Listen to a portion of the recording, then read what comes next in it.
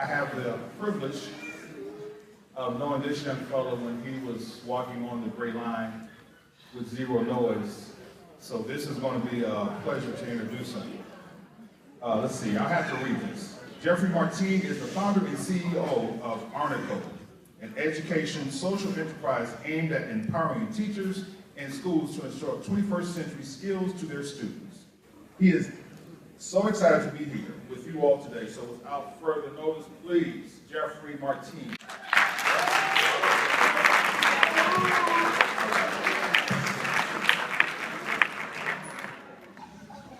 My work deals with how my happiness and mental health impacts those around me. So, you all will notice in this picture right here, minus these two gentlemen in the middle here, all the rest of those people went through or had some sort of affiliation to. This is a picture that we took from a program that we did after leaving, because at this point in time, this used to be a golf course.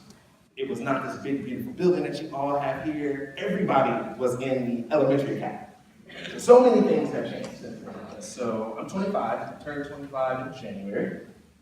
And for the first 24 years of my life, I was not happy. All right? You can imagine, most of your life you weren't happy. I am what you would call a trauma survivor who has lived with two drug-addicted parents. I've been homeless before. There's a lot of different factors that kind of went into this. And now I've kind of made my life's work in making sure that people are able to be happy from situations that I've been in. Right? So just kind of keep that in mind. I'm all about my happiness.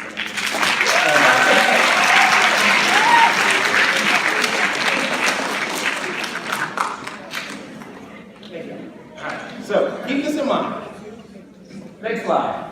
So this is a screenshot of an article from June 2013 that the New York Times did on income mobility. Income is what, like, you know how your parents get paid a specific check, that's their income, all right? So what came out of this article and what I ended up synthesizing was, you see Atlanta here has this 4%.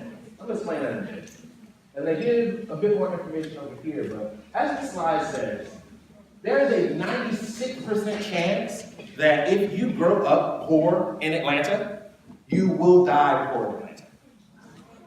I considered myself in that 96, I considered myself being, first, I was poor, homeless, like I had drug-addicted parents, very physically abusive, all of these different things. This is saying that because I grew up poor, there's only a 4% chance that I would get out of this bottom fifth and get to the top fifth. So the bottom fifth here is a family that makes, or a person that makes around $16,000 a year annually. And that is well below the poverty line. It's one of those things, like that type of wage should be unacceptable. But that's what happens. And this top percent here, the top fifth, they said that it was a child who made between $70,000 and $100,000 a year by the time they were 30. This is not talking about, you know, how much money like Beyonce has or any of those type of folks. This is like, you need those type of things to be able to live a comfortable life. So just kind of keep that in mind. 96% of people who die, 96% of people who grew up poor in Atlanta were black. So, the last time I actually spoke at Drew was at my 8th grade graduation. That was like almost 11 years ago. And this is kind of what I've been up to. And I know you all are in junior academy right now. College stuff is about to come a lot sooner what you think. There's scholarships and all these other things and leadership positions. But I also had to do all of this to make people think that what I'm doing is worth anything so that they can hear it. All of this. So, just a quick math question. You all remember that 96% aspect, right? Yeah. Okay, so if there's a 96% chance you grow up poor in Atlanta that you will die poor in Atlanta, what's the chance that you won't? 4%. Perfect. 4%. And here's the thing. Outside of you doing all of this, and also being lucky to be in this 4% bubble, I also had to do a bunch of other things. You know, if you're in that 4% category, you also need health insurance. You gotta go to a doctor. You gotta have home relief. You can't be homeless. You know, Those are a lot of things that impact me. You have to have a good support network, whether that's your teacher, your coach, your grandmother, you know. You have to get good grades in addition to all of those things. You know, you have to be involved in extracurricular activities in addition to your grades, in addition to doing all those things. And you also have to have financial management skills. So here's the thing, how scholarships work. You get the scholarships, they end up writing you a check, and then you have to be able to effectively pay for school, pay for your housing, pay for your food, a lot of other things that y'all don't have to worry about right now. I'm not trying to, I'm just letting you know what's coming. Very simple. There's so many things that you have to do in addition to being in this 4% category. But the one thing that I think is the most important out of all of those brands and all those things that I told you about is that support network. So what makes the impossible possible is having support networks and knowing how to use them. So the thing that I ended up figuring out, there are constant support networks around. You all act as support networks for each other. And that's why your teachers go through and build a lot of team activities and all those things to show you that you can't do these things by yourself.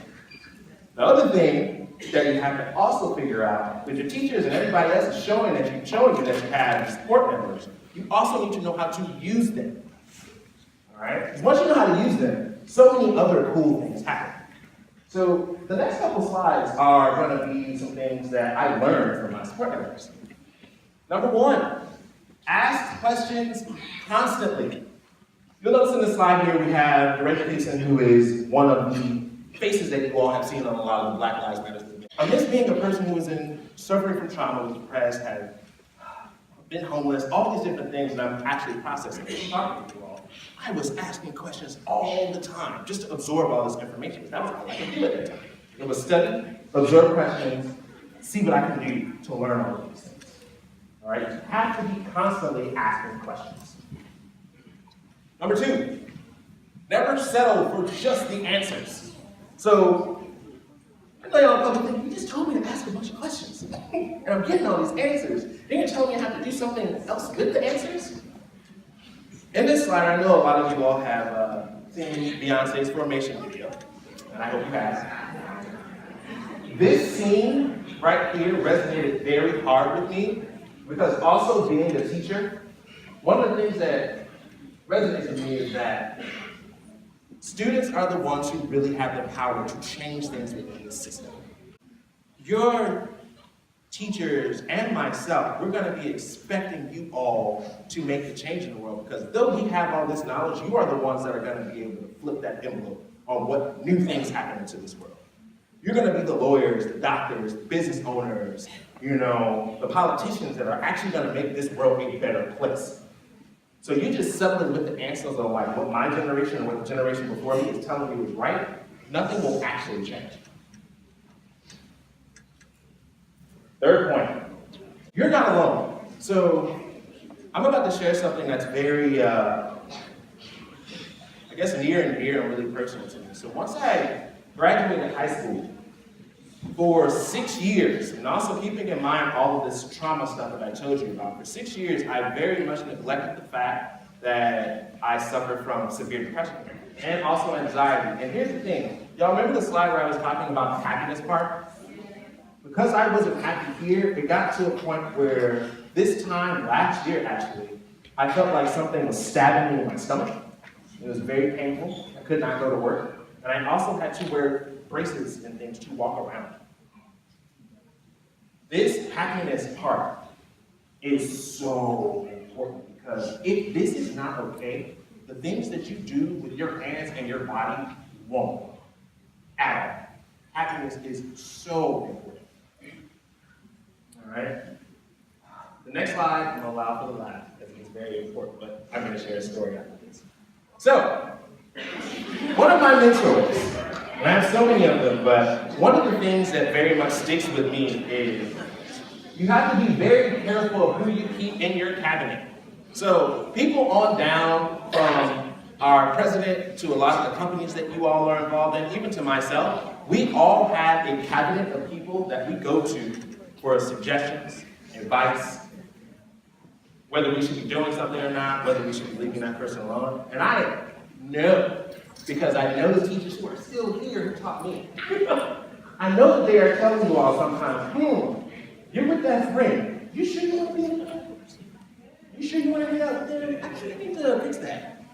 You know, be careful. I cannot tell you how much stress in my life went down once I did exactly, keeping, not just necessarily saying girl, but anybody back. If you're causing me stress in my life and I'm fighting more to keep you in my space, more so than you want to be there, y'all let them go. It will save you so much stress and also maybe give you more opportunities to be a better version of yourself. So, to leave you all with this, so math teachers, so of course I'm going to put up the equations. So, luck equals preparation plus opportunity. You are constantly surrounded by opportunity just from being students and having the teachers you're around and being in this location. The one thing that you do control is this preparation part. If you are not prepared when the opportunity comes, and whether that's the opportunity for you all to be those politicians that we need, to be those business people who are doing things to innovate these spaces, if you're not prepared, our world will still work in the same way that it's not. And I personally see tons of improvement. So, in closing, I want to thank you all so much for your time.